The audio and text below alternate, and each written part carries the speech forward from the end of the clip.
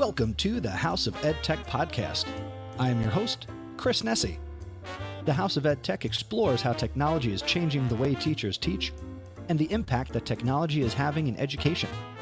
I discuss technology that is changing our classrooms and schools, and I share tools and tips that you can hear today and use tomorrow. You're going to hear the stories of teachers, leaders, and creators just like you. The purpose? Whether you use it or not, technology is changing the way you teach and how your students learn.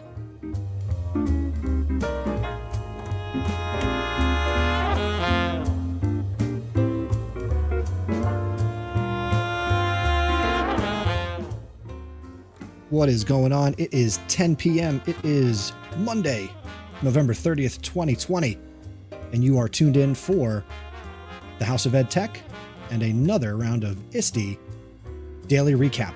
My name is Kreiness, host of the House of Edtech podcast. Very excited to be here. Today is day 2 of Iste, and let me tell you, yesterday was a blast. We did this yesterday if you missed it, so hey, unless you got a time machine. Wait, no, we don't need a time machine. We got all the time we want because this is on YouTube and it's a podcast. So you can rewatch yesterday's conversation where I got to talk to Brandy Wright and Dr. Quentin James Lee, 2 of the 3 keynoters that opened up the Iste conference yesterday. And if you don't want to sit through a YouTube video of me talking to them, if you go to kreiness.com/go, you can subscribe to the House of Edtech podcast. And my Black Friday deal is still going strong, where I'm going to give you every episode of the podcast for free, all 168 episodes. And because I love people that listen to the show, I'm going to give you every future episode at no cost to you. Just go subscribe to the podcast and life is good. We have a bang up show planned for you today. And by a planned show, I have no idea what's going to happen. That's the joy of live, because you will make the show happen. This is an interactive program. If you want to be a part of the show, go to kreiness.com/join. And we are going to talk until 11 p.m. Eastern time about Iste and what happened today, what's going on. If you are checking in for the first time, you might be watching on YouTube, you might be watching on Periscope, you might be watching on Twitch. Leave a comment. I will get all of the comments, and I can pull in comments like this, like Tim Cavey from Teachers on Fire checking in on YouTube. Yes, Tim, it's an incredible deal. Where's the catch? There's no catch. It's free. So there you go. So who knows who is going to pop on, but we are going to talk about Iste. And again, we're going to be here all week long through Saturday, December 5th. And a listener of my show, JP Presevento, he asked me a great question today. He said, Chris, are you going to be releasing these into the podcast feed? And I said, I kind of thought about it. Sure. Why the hell not? If you missed this, it will be in the podcast feed all week. So I'm releasing bonus episodes of this. So that's how it's going to work. If you're checking in on chat, please let me know where you're from and what you're enjoying at Iste. Again, you can come on camera. You don't have to enable your camera. You can certainly be a part of this via audio, and we can certainly have a great conversation. We have Lancey Collins checking in. My pleasure to do this. Nobody's paying me. I'm doing this because I love to live stream. I love to podcast, and I love education technology. So why wouldn't I do something cool like this and try to connect people and amplify other people's voices? So Lancey, thank you for checking in. I really appreciate that. Oh, I feel like the ladies' man. We have a caller. All right, let's welcome in, and let me make sure banners and stuff are working, and this is a high quality production. But let's welcome in a guest. We have Jesse Lebinsky. What's going on? You know, you had Iste keynotes here yesterday. Now you have me. I feel like, what a downgrade. This is so terrible. That's okay. I've got other people lined up for the rest of the week, Jesse. Okay, good. Glad you came in on Monday. It's a slow day, so I figured I'd jump in. This is my first time on the House of Edtech. I'm super excited to be here. I would say that can't be true, but I know the guy who books the guests, and yeah, this is your first time. You unfortunately have the I don't know if it's the privilege, but of editing Partial Credit, which is my podcast with Donnie Piercy and Jeff Hiles. So it probably does feel like you're with me most of the time. So that's probably the mix up there. Aside from Jeff and Donnie and your wife and your family, I probably listen to you the most. I think you're right. So we've got Jesse Lebinsky with us. He is, as you now may be aware of, he is a podcaster. He's a co-host of the acclaimed Partial Credit podcast, which I edit. He is into education technology. He is into augmented reality and virtual reality. And he joins us now. Jesse, what's going on, my man? What's going on? Iste 20 in the house, man, where it's a little bit different, right? I feel like last year we had that great podcaster meetup for the Education Podcast Network, and everyone got to be face-to-face. So this is a little bit different. And even my experience so far at Iste has been different. You mentioned the virtual reality piece. I did my first session in virtual reality. So it was definitely a trip. The Iste virtual reality sessions ran yesterday. They're running this week. Steven Sato and James McCrary have been organizing that. And it was great. Got to present alongside a bunch of Edtech luminaries, so to speak. And it was just a really cool experience to get to present in VR where my slides were in front of my face, but no one in the crowd could see that I had them right in front of my face. And I could navigate them with my controller, my Quest controllers. It was neat. It was a great way to start the conference. Now, before we get into what you're doing now, sure. How did you get into augmented reality, virtual reality, and all that goes with it? So I spent about 2 decades in education, about half as a teacher and half as a director of technology and innovation before moving into my current role as chief learning officer of Ready Learner One. And my 2 co-founders, Christine Lyon Bailey and Micah Shippey, and then myself, we actually wrote a book that came out at FETC earlier this year, Reality Bites. Oh, wrong shoulder. The cover's right over my shoulder. Reality Bites, Innovative Learning Using Augmented and Virtual Reality. And, like you and a lot of your listeners, I'm a total EdTech geek. So any way that I can find, different technologies to help enhance teaching and learning outcomes, I'm always super interested in. Virtual reality, it's kind of like, in Ready Player One, like when you put on that headset, it really is life-changing. And I think right before the pandemic, that's what we were doing. We were traveling to support the book and getting headsets on teachers to be like, this is what you can do with your kids. And, with the pandemic shift, we've modified to using, web-based VR things like Mozilla Hubs and things like that. So the technology can still be very powerful even without all the headsets and stuff, but it's really amazing what you could do with these technologies. Absolutely. I want to get the chat involved right away. So Lancy asks in the chat, are they going to have more of these types of sessions? She hasn't been able to find them, and she has an Oculus headset and would love to check it out. What can you tell Lancy? Yeah, I know that they're doing a roundtable on Thursday, and I'm trying to think who's presenting on Thursday. It's Caitlin Krause, Azim Davoudzadeh, and one other person. But take a look for them, and you might be able to find by presenter their listing. But those will be in Engage. So you put on the headset, you're transported into a virtual theater. It's really incredible. And welcome to Holly. Yeah, AR, VR, it's the good kind of crazy. Totally. You definitely need to check it out. It's pretty amazing stuff. And we were demoing a bunch of different AR, VR technologies we've been doing. We have this workflow we like to show how Micah found this pine cone in his backyard. He was able to scan it in using his iPhone and turn it into an augmented reality asset and then bring it into VR. So if I had my students in a VR room with me, and there's Mozilla Hubs is free, it's FERPA and COPA compliant, you can bring in those assets and share them with your students and have them looking at it in virtual reality, even just through their Chromebook, because it's all web-based. So it's really exciting stuff. That was actually a text from Jeff Heil, who was giving me a fantasy football update. Nice. Tell him to come watch the show. So yeah. So I was go ahead. No, to say I got the experience. AJ Bianco and I got to come on. You guys did some really cool things in the VR space. Is that the same technology you're using for all of this? Right. So Chris and AJ were one of our first guests in.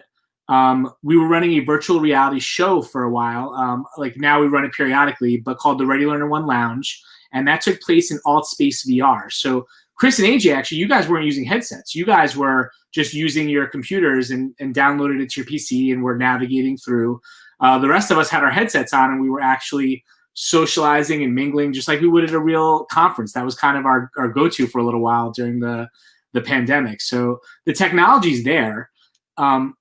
It's hard to get the headsets on everybody, but like you said, you don't even need them. You could do them through a PC. So what they're using for Iste is actually a little bit different. The platform is different. So it's Engage VR as opposed to AltSpace, but it's the same basic concept. The biggest difference I would say is, whereas you and I were in before with like kind of cartoony avatars, this one, I don't know if I should say creepy, but it had a scan of my face. So it was like my face with this weird hairdo because they didn't have the right hair for me. So it just was, it's a little more. So what you're saying is it was pretty accurate. A little more photorealistic, but yeah, it was a little creepy. The other exciting thing about Iste has been, and I know I already talked to my co-author, so I know you're going to be seeing them over the next couple of days on here. So we'll spread the wealth a little bit. But myself, Steve Isaacs, Chris Aviles, and Christine Lyon Bailey, we launched the Esports Education Playbook at Iste, and it kind of exceeded our expectations on day one. We hit #1 bestseller status on Amazon yesterday, so we were super excited by the reception. But that just tells me that there's been a need for some type of scholastic esports book, and we're glad that we were able to kind of give that to people to help celebrate the launch of Iste. Nice. So actually what I'm going to do, Jesse, I've got another caller who may have a question for you, probably wants to contribute to the conversation. While I pull him on and introduce him, can you drop the link to the book in the private chat here? And then I will share that publicly. Sure. I'll actually share a link to, we're running a promo for Iste, where if you purchase the book on Amazon, we will send you 2 digital resource kits, an esports starter kit and a curriculum kit to help you either enhance your existing program or start a new one. But I'll put that in. How many books do people need to buy to have a virtual experience with you personally? We'll do that. We'll do a special House of Edtech virtual edition. Cool. All right. Let's bring on a caller, friend of the podcast, podcaster himself, Dr. Dan What's Kreiness. up, guys? What's up, Dan? Yeah, and I want to announce that Jesse is actually going to be the next guest on the Leader of Learning podcast. Look at that. If I could play the Circle of Life, I would, but I'm on YouTube and I can't. Right. No, yeah, I'm really excited by the book that just came out about esports, and I just heard you mention it. So and it looks like you dropped a link, and I think that's kind of the wave of the future in terms of not just athletics, so to speak, and the sports world, but where we bring our school programming and definitely at least extracurriculars. So I was happy to have Jesse on. As a matter of fact, I actually recorded sort of the initial voiceover for the episode a little while ago, and I even admitted on the episode we did something I've never done before.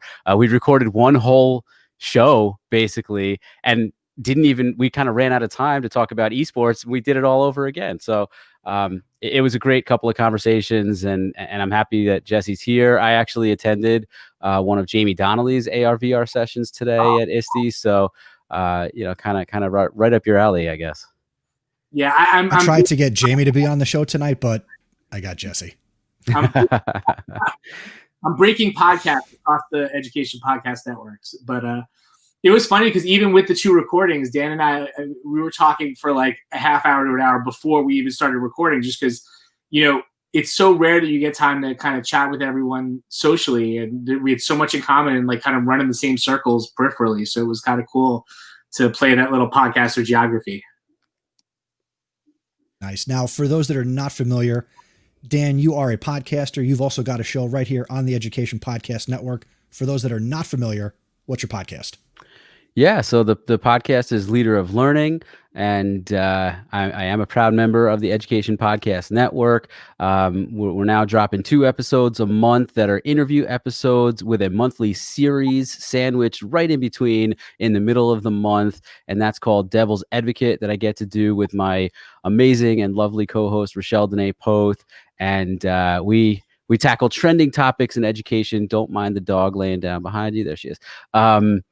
And we're having a lot of fun with it. In addition to putting out Jesse's interview episode coming up next week, I'm actually getting ready to tackle a very interesting trending topic, I think, on the next Devil's Advocate series. I'll put out a little teaser here. I wrote a dissertation that had a lot to do with growth mindset, but there's some dissenting opinions about growth mindset and its impact and its relevance in education. And so actually we're going to bring on a third member of the team just for this episode only, Ken Shelton, who I think has some differing opinions, and I'm really looking forward to kind of battling it out with him, so to speak, for that devil's advocate role, where I think I'll present some research that argues for growth mindset, and he'll play devil's advocate and go against it. But I'm really interested in learning from him and just having a really great conversation about it.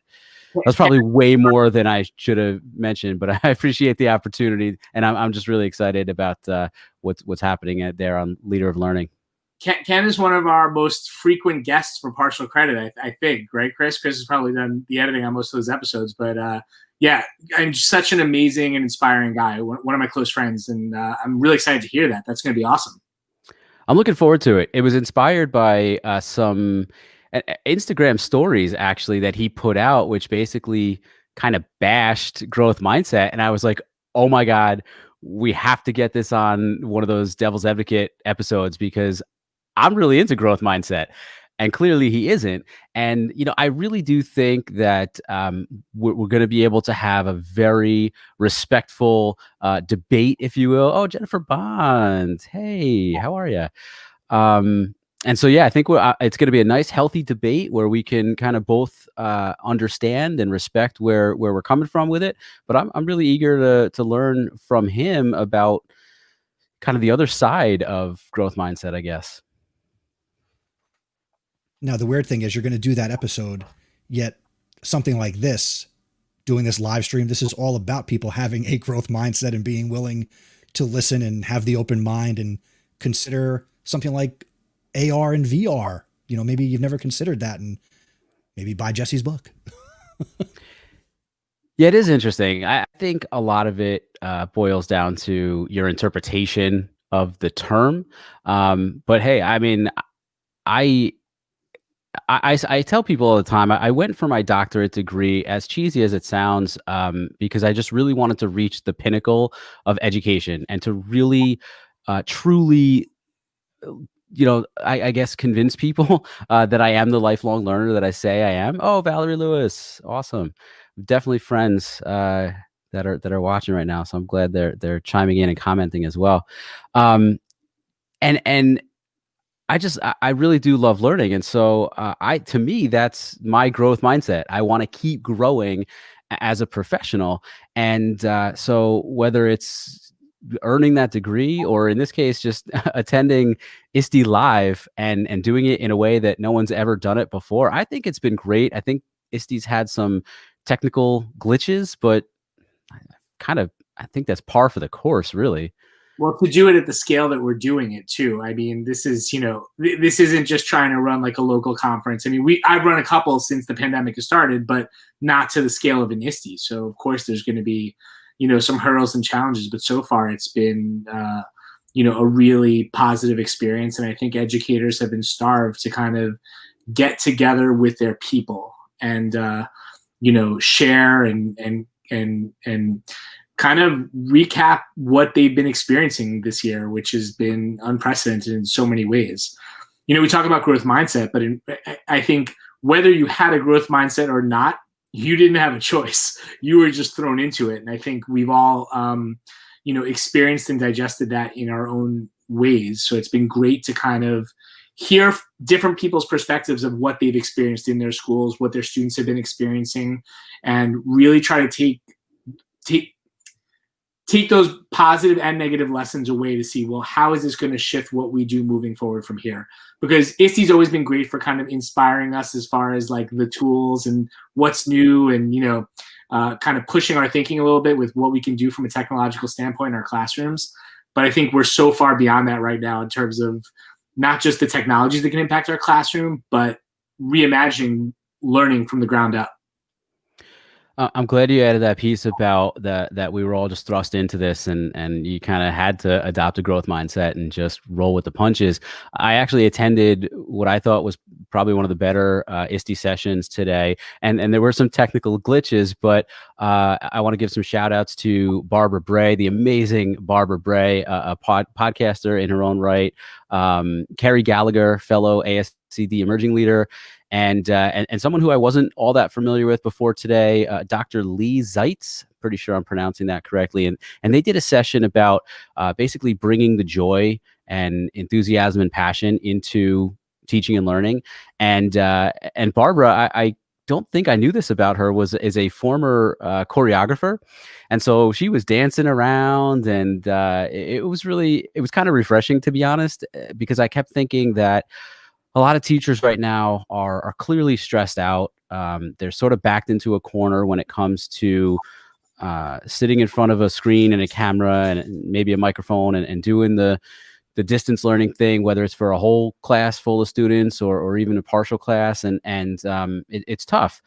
But the more you can remember that's a big part of the job. And I guess that, touches, of course, on the social emotional learning aspect of things as well.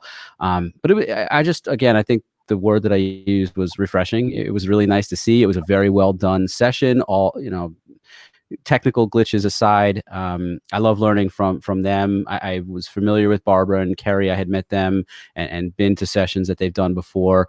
Dr. Zeitz is new to me, but it was really great. He was actually doing some magic and kind of showing how to spark curiosity in students. And I really loved sitting through it. Donnie texted, he wants to know if we're attending the gaggle party. I think we're skipping that this year.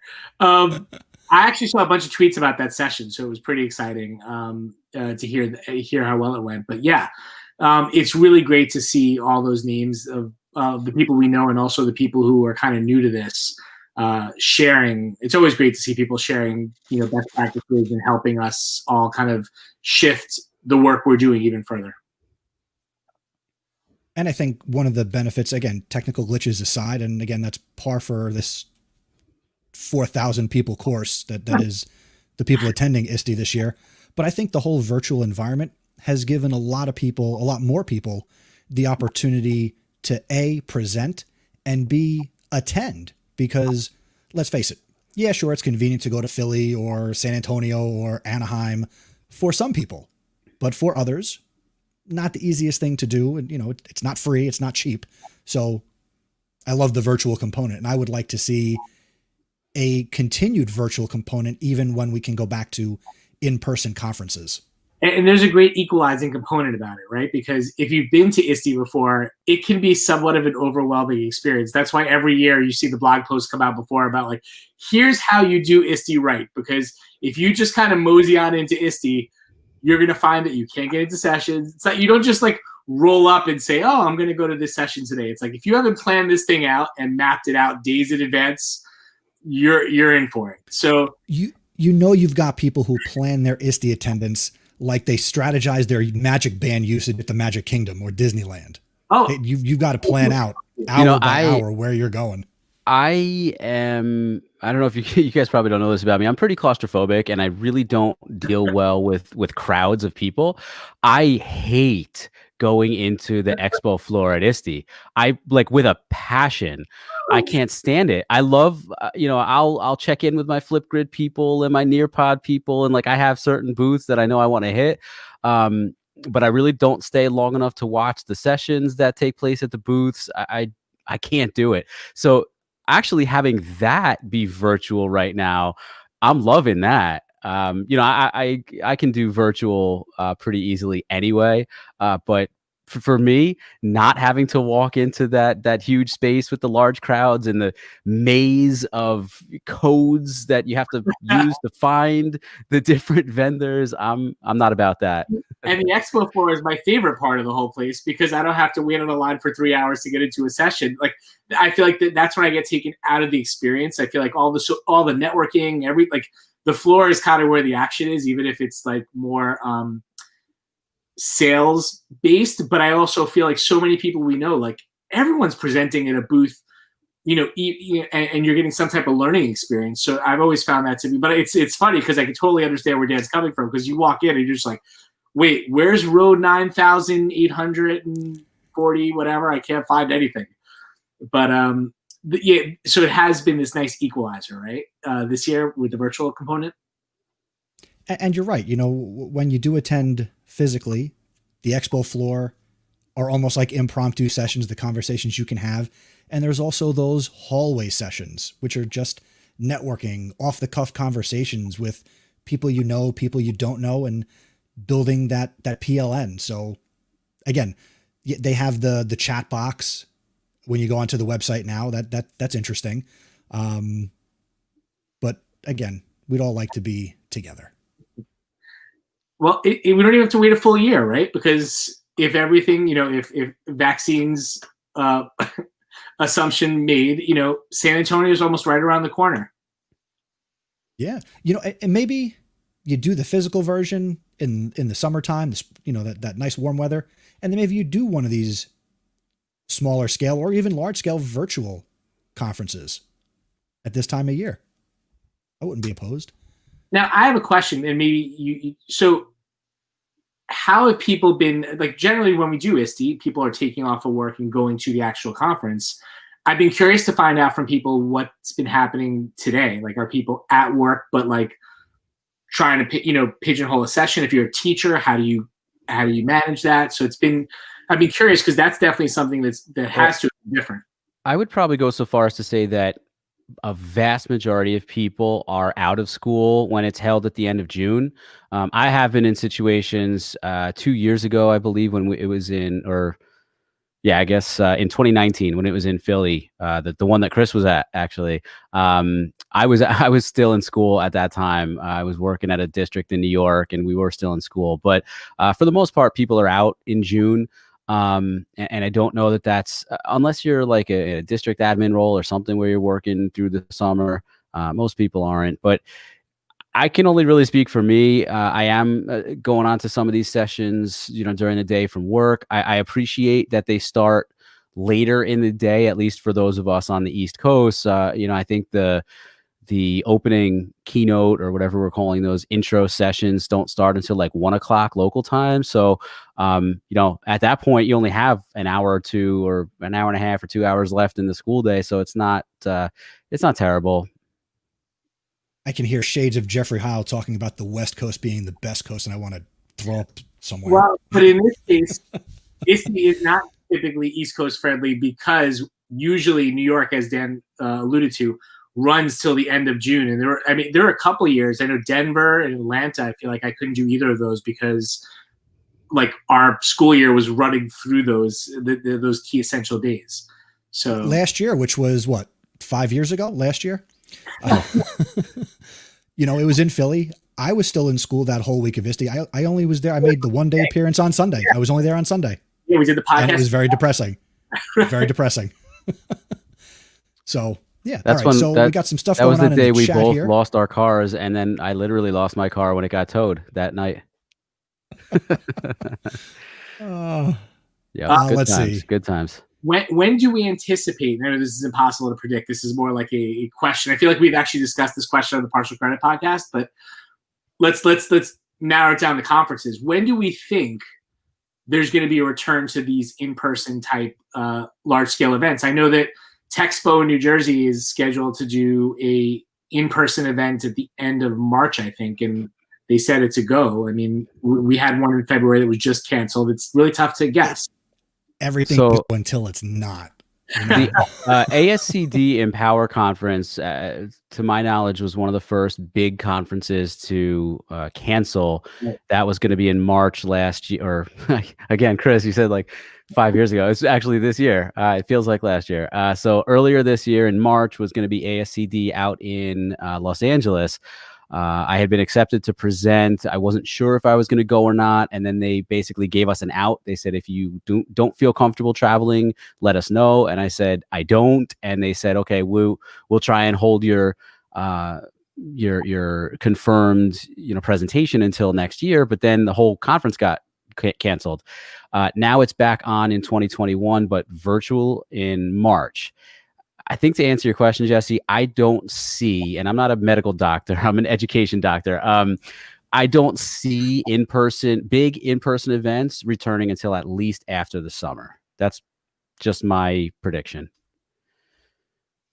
I'm on the same boat. I don't think you'll see anything big. Everything we'll see virtual. I mean, you'll see smaller ed camps that are experimenting with virtual platforms. Mm-hmm. I'm sure that this custom platform that Iste has designed and used for this, I'm sure they can make that type of technology available to other conferences for a price, I'm sure. But now the technology exists. They work the bugs out. Now it's something you can offer to other conferences to use.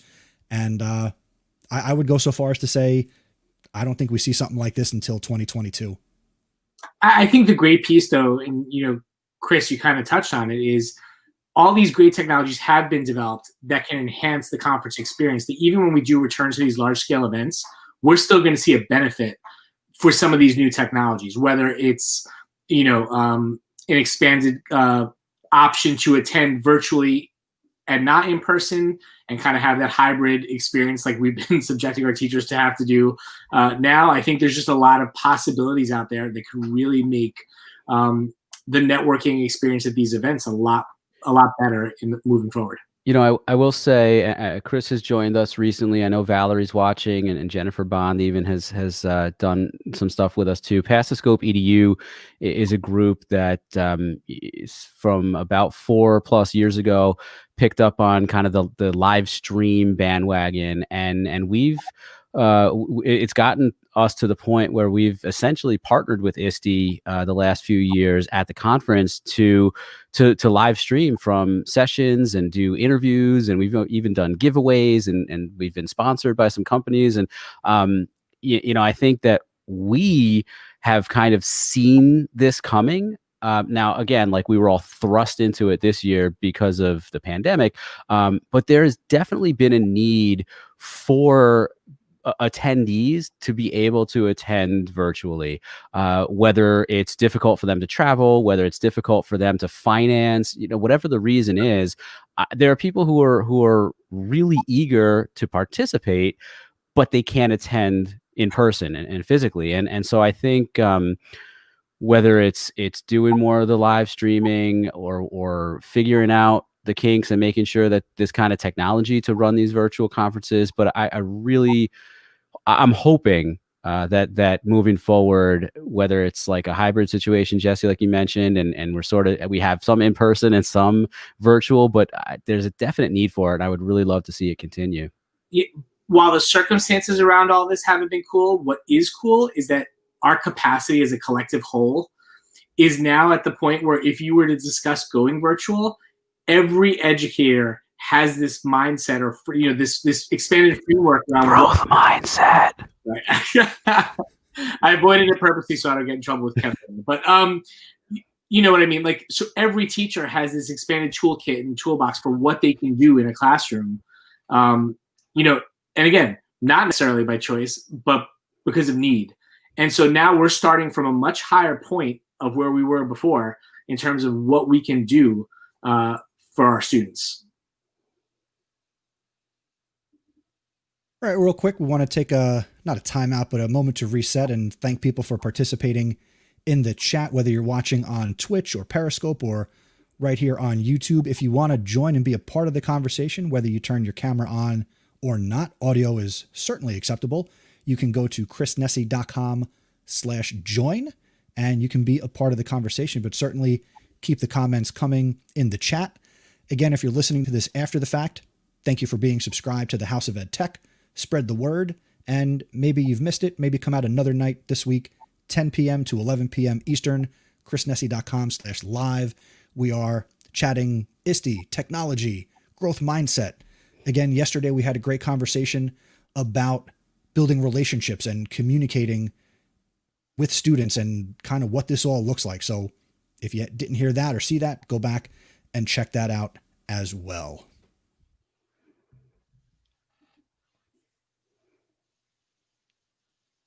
Is Edtech Karaoke happening? I mean, I don't know. I didn't see anything for that. It is supposed to be happening. Flipgrid is the big sponsor for Edtech Karaoke this year, from what I understand. Oh, hell no.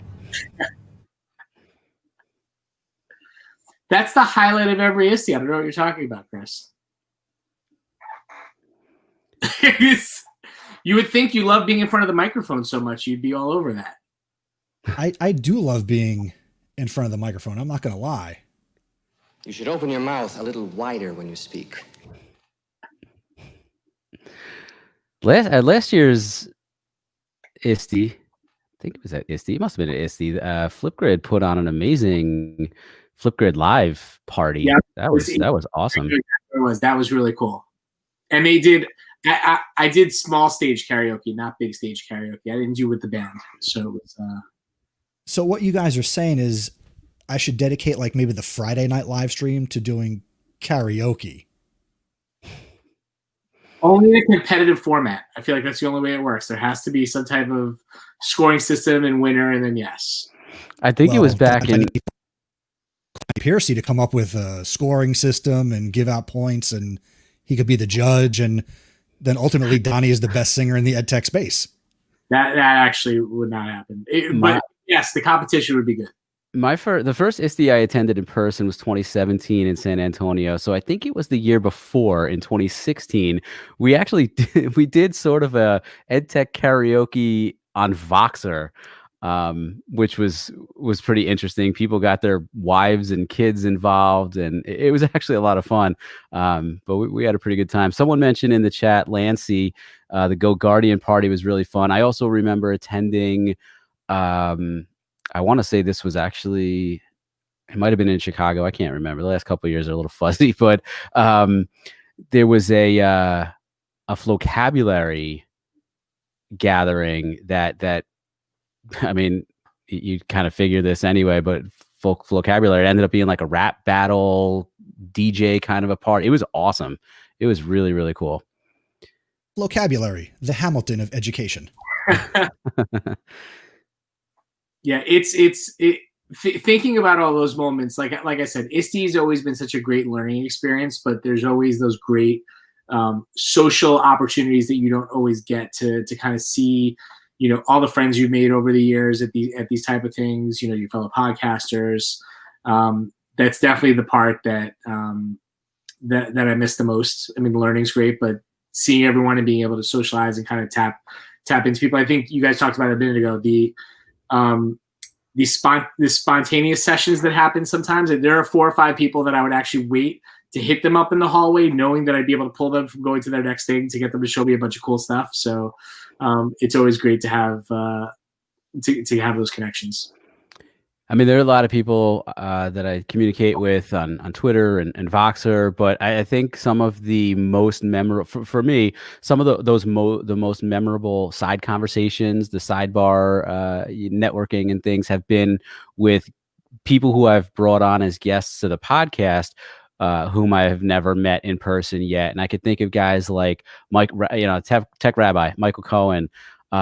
We had an amazing conversation that was outside of sessions. And I remember he had just gotten, I like to geek out over my equipment and things. I think he had just gotten like a phone stabilizer, like a gimbal. And it was me. And I think it might've been Brian Smith or Claudio Zavala, one of those guys, that we were like showing him how to use it. That was just, I don't know, it was a lot of fun. It was a really great conversation. And so I loved catching up with him. Nathan Langrad was another one who I had on the podcast not too long before Iste, and I was really glad to catch up with him. I want to catch up with him again because now that I've gotten really into Wii Video, he's like the man on Wii Video.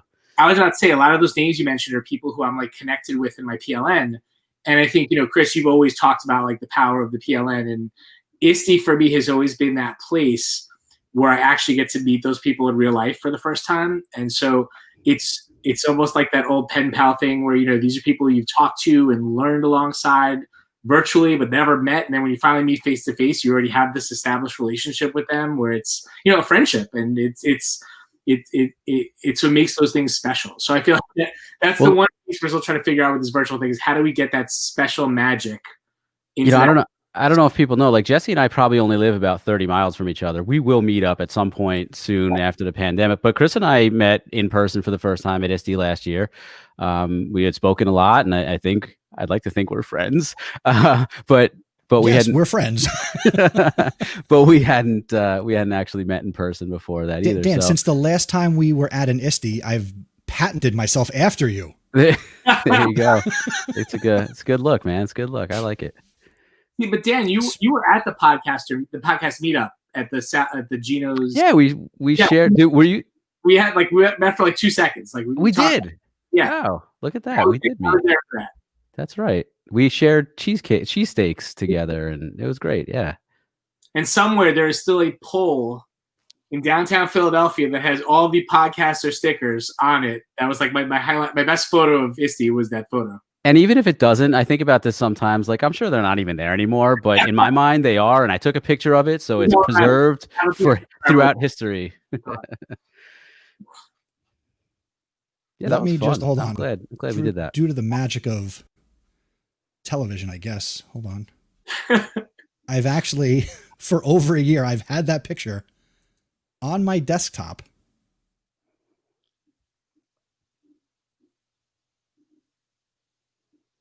And of course, it's not going to load. Come on. Can I admit here that I was a little underwhelmed by the cheesesteak? No, that you are spot on. We did not. We went to the ones that the tourists go to. We didn't go to the one like. Okay. Geno's and Pat's are not the best. Sorry if you're listening and you think Geno's and Pat's are the best. Not the best. So yeah, you are totally right. Look at those awesome podcast stickers. There you go. All three of us are definitely represented. Philadelphia, right now. I'm just going to assume they're still there. If anybody is watching in Philly, go see if you see these stickers on this pole outside of Pat's King of Steaks. Right, it was outside of Pat's. Cool. All right. So while we were fiddling with photos, and again, if you're listening later on the podcast side, I'll include a link in the show notes. We got another caller. We're going to add to the party. All right. Welcome, Jennifer Bond. Hello. I was lurking on YouTube. Someone else who I was, finally able to meet in person at Iste a few years ago. Yeah, first. Dan and now, I real go quick, back Jennifer. Sorry. No, I was going to say real quick, for those who don't know you, just give us an elevator pitch on who you are. My name is Jennifer Bond. I'm a middle school design technology teacher in just year 2. 20 years I spent in elementary, so I'm on year 2 of teaching design technology, which is like a project-based learning, STEM, engineering, STEAM, I guess, class. And I just got done doing my first presentation today on Iste. Like you were saying, little snafus, par for the course. They were to be expected, little audio issues, but persevered with the growth mindset. And I'm like, now I'm ready for the next 2. Jennifer, what did you present on? Today was Let's Get Physical with Computing. So it was all on how to integrate Make Code with Microbit and Circuit Playground Express and the BrainPad. And then on Wednesday, I have a poster session on computational thinking. And then Saturday, we're doing Revenge of the Edtech Stars Maker Mayhem. So a little competition-based maker show. So it should be fun. Cool. Who's in the competition? I hope so. Is Nick involved in that? Yeah, it's Nick. Yeah. Nick, Steve Dembo, Adam Bello, Mary Weaver, Sherry Gick, Andrew Wallace, maybe Heather Lester. So there's and Nick. So it should be fun. We'll see what happens. Yeah, it's a pretty safe assumption if there's making and competition, Steve and Nick are probably involved. So that's it seems like a no-brainer. Yeah. Great. It's been a fun group to be with. I'm writing Now, Jennifer, pretend. in addition to what you've presented and what you're going to present, what are you looking forward to getting out of the conference this year, aside what you're going to contribute? One of the things that I think I'm going to tiptoe more is into 3D printing. So for many years, I avoided really getting involved with 3D printing, mainly because the technology wasn't quite there. I'm like, let's everyone else figure out all of the quirks to 3D printing. And then, now it's at the point where a price point that I can afford to get multiple printers where it can actually print out 170 projects. So now I'm like, okay, I can do this. And if the virus continues, that's a perfect thing to create with social distancing and creating without a lot of hands touching the same thing. So I think that I will try to work on getting funding for 3D printing and be able to do that once we are back in action. So that's one aspect that I really want to tune into. And of course, anything STEM related, any creativity, innovation, that usually has my eyes all over it. I enjoyed watching a lot of the sessions that were from Sunday, like the playground sessions. I mean, that I got a lot of bang out of my butt watching the playground. So if anyone hasn't checked those out, go check them out, because those are great resources. Just a wide variety of things. For someone who's not familiar, Jennifer, what is a playground session and how do those work?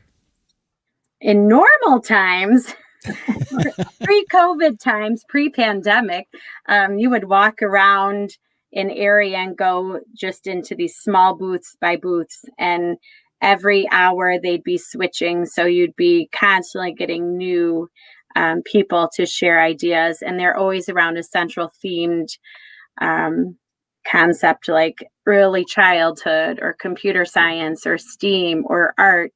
And you just get a wide variety and get to talk to the people right there. With Iste Live 2020, you get to go into the session, and it's one stream of recording, but there's, I think every half an hour, there was a different chunk. But then there's also the person repeating their spiel. So every half an hour, they were continuing that same thing, redoing it. So as a person watching afterwards, I just kind of clicked around and was able to get a lot of information very quickly. And then they were sharing the links in the stream. So I felt like I got a good feel of what they were presenting on, and a lot of great resources to share with my colleagues. That's one cool piece about the virtual conference, about like the resource collection, because it's always been like, there's all these social niceties you have to observe in person, where it's like, we're making eye contact, and I don't want to be rude and walk away from this table at the playground and go to the next one. But virtually, it's like, oh, I'm just skipping around grabbing resources. I'm grabbing, rewatch. I mean, that's one value add that we don't normally get. Definitely. The power of instant replay. I haven't been able to check out too many of the playground sessions yet. I would like to check some more of those out as we move forward the next few days. I did just want to piggyback on what Jennifer was saying, though. Like, one of the things that was exciting me about Iste and what I wanted to learn, that in terms of my growth mindset, how I wanted to grow, is, my middle school is going to be, at some point, pandemic aside, at some point is going to be turned into a K-8 STEAM academy. And as the instructional coach that I am, and with the technology passion that I have, I really want to be able to help with that. And if I'm able to learn more about some of those things, like what Jennifer was alluding to, that's where I want to grow. My background is as an English teacher and as an instructional coach. Right now, I coach the English department. And so there isn't a lot of that type of technology and those types of things like that Jesse and I were talking about on the podcast the other day in my world right now.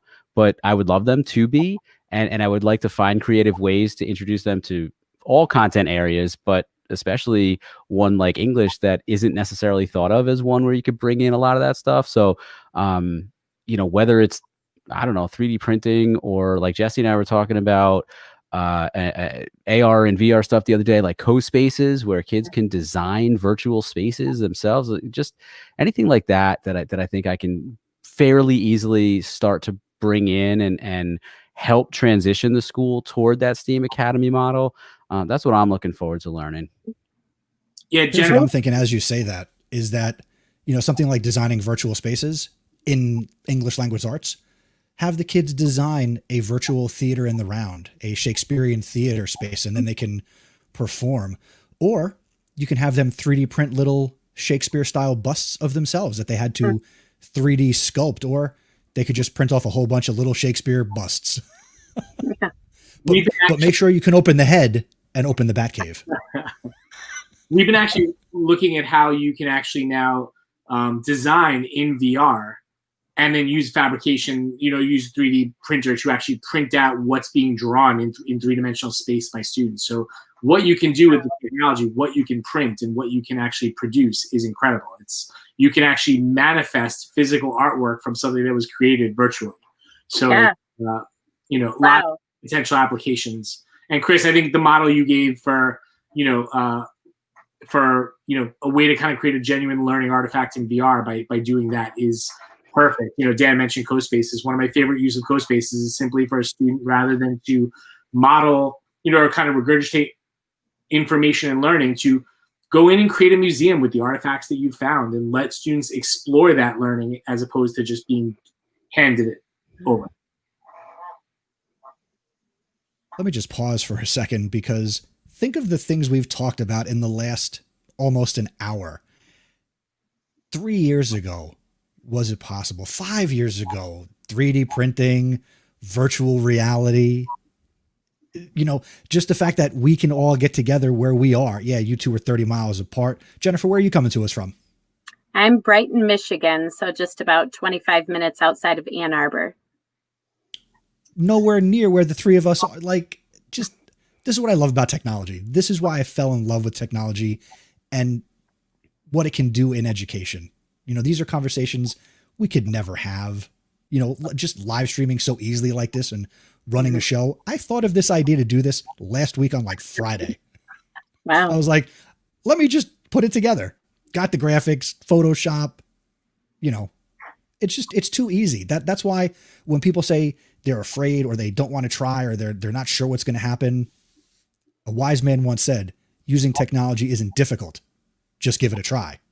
And you're not going to break it. Just jump in.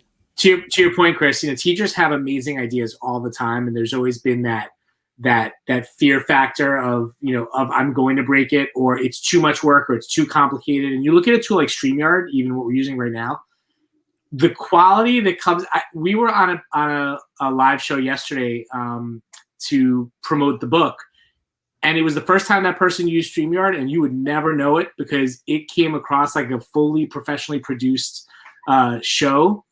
But like I said, and we've talked about it a couple times already in this hour, I think if we come out of this come out of the pandemic with one positive, it's that teachers have immersed themselves in technology in a way they have not had to before.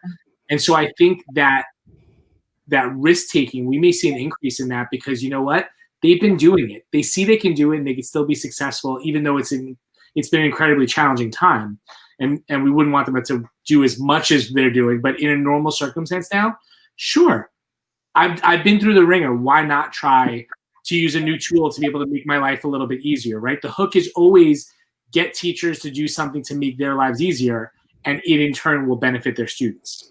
I want to mention two things about that to piggyback off of those comments, Jesse. One is that research shows, and when I say research shows, I mean my research, that good transformational leaders in schools can inspire growth mindsets in teachers by supporting those kind of risk-taking endeavors. And as a coach, I used to actually wait and sort of methodologically, I don't know if it's probably not the word I'm looking for. I used to. You're a doctor. It's fine. I used to purposefully kind of wait until the late spring, like last couple of months of the school year, to more formally pitch teachers ideas about, hey, the state tests are over and the stress is gone. Now we just have a couple months left to wrap up and wind down with our year. Let's try something. But honestly, a bright spot of the pandemic and the weird way that school looks right now is that maybe in a lot of cases, teachers have more of an opportunity to take those risks right now, because maybe they only have a handful of students who are in person in front of them. Like my school right now, I don't have the statistics to back this up, but I'd probably say your average in-person, we're a hybrid model. Average in-person class size is probably like 6 students, something like that. And then the rest of the students are at home. So, and I don't know, I might get stoned for this a little bit, but like maybe you can have your students at home doing an asynchronous activity while you're taking a risk and trying something new with just those 4, 5, 6 students who are in front of you. I don't know. Maybe that could work, but I do think there are opportunities now for teachers to take those risks and kind of step out on the ledge and just be like, I've really been wanting to try this CoSpaces thing or this 3D printing, and maybe it's not even that far out there. I don't know if some people might think 3D printing is still far out there, but just something even simple that you're like, man, I always wanted to do this project or this writing assignment or whatever, and just go for it. Chris always says, hit record. Well, maybe you're not hitting record, but there's something. Yeah, there you go. There's something that you just want to do. Hey, just do it. Oh, that was Nike. I'm going to get sued. You know what? We are the music makers, and we are the dreamers of dreams. I do want to give Chris props because, Dan, when you were talking about that actually reminded me when we started Partial Credit like a couple of years ago. And in the beginning, we were so worried about like it being perfect in the beginning. And Chris was like, it's going to suck, man. It's going to be bad for a while. And you're going to keep doing it. And then you're going to get better and you're going to get more comfortable. And we're still learning. But it really is one of those things where you just have to hit record, like Chris says and like the shirt says, and just try it and just do it. And you know what? It's okay if it's bad because you will get better, but ultimately it's important to get out there what you what your manifesto, what you believe and kind of what you want to share with others, because the truth is people out there want to learn. People out there want to connect with other like-minded educators who want to help students, who want to improve teaching and learning outcomes for everyone. And if you go and subscribe to Jesse's Partial Credit podcast, they are up to episode 63. So you can still get in now through 63 episodes, and you can still witness the transition from we're keeping it free good to great. But there's still time to get in because they haven't made that transition yet. I'm kidding. You guys are great. Dan's a great podcaster. Jesse, you guys do a fantastic job. Jennifer Bond, when you start your podcast, it's also going to be fantastic. I'm Call sure. it the Bond Files. There we go. That's a good one. Nice. All right. So it is time flies when you're having fun, and I want to give everybody time to say goodbye and, promote themselves a little bit. So thank you, Jesse and Dan and Jennifer, for hopping on here for a few minutes. Thank you to everybody who came out in the chat. Again, it's only November 30th, and I will be back live tomorrow on December 1st to do this again, and we'll be live through December 5th every night, 10 p.m. Eastern, talking about Iste. So you're all welcome to come back, be a part of the chat, share this. If you had a great time, this was the House of Edtech. If not, you were just on Partial Credit. Jesse, I love you. If there's ever a podcast that deserves that, it's us. So it's fine. So, ladies first, Jennifer, how can people connect with you, learn from you, learn with you? Please share. Sure. I did not put my handle on here, but I can be found on Twitter at Team Bond. So TEAMBOND. I'm also on Voxer, so you can get me at @GenBond and all other different things. But I mean, there's a few other Gen Bonds. It's not the most unique name. So there's some interesting ones. One that is just not a teacher, the total opposite of a teacher. So I'm not that person, but yeah, teacher Jennifer Bond, not adult film star Jennifer Bond. So yeah, Gen Bond available. That could have been good. Yeah, no, I know. I try to play off sometimes the 007, but it all depends. That's usually a popular. J Bond 007 just is usually taken. So, but no, I appreciate coming on here. This is the first time I've ever done a StreamYard, so this was super fun. So I took a risk and it worked out. So thank you, Chris. More evidence into the coffer for those that don't believe. Thank you, Jennifer. Yeah. Dr. Dan.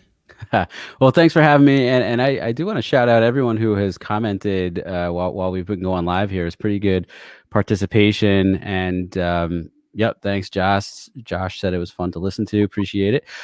So I can be found on all the socials at I put my handle up, but when the comment goes away, you probably see it again if you're watching on StreamYard or catching the replay on YouTube. At Dr._Kreiness on all the socials. My podcast again is Leader of Learning. It's on the Education Podcast Network. Really excited about some upcoming episodes I have, starting with the next one with the one and only Jesse Lebinsky as my next guest. So please, if you haven't listened yet to Leader of Learning, I hope you do, and I hope you'll subscribe. And even better yet, I hope you will tell other people about it. All of the past episodes and blog and more information about me and the show can be found at leaderoflearning.com. Thank you, Dan. Jesse? So happily, I am now an attendee for the rest of Iste. I finished my session and I'm good to go. So you can find me on Twitter and Instagram at @jlubinsky. Reality Bites, Innovative Learning Using Augmented and Virtual Reality, available on Amazon.com. And the Esports Education Playbook, which just landed yesterday, is already a #1 bestseller on Amazon. We're running a special promo for that. It is bit.ly/esports playbook promo. We're giving away 2 digital resource kits with every purchase of the book from Amazon. We're super excited about it. And of course, listen to Partial Credit at Partial Credit Ed on the Education Podcast Network. Thank you, Jesse. Thank you again, Dan. Thank you, Jennifer. My name is Chris Nesi. You've been listening to the House of Edtech podcast. If you're not subscribed, go to chrisnesi.com/go, and we will be back again tomorrow on December 1st, 2020, 10 p.m. Eastern, with more of the Iste Live recap show. Wave goodbye, everybody.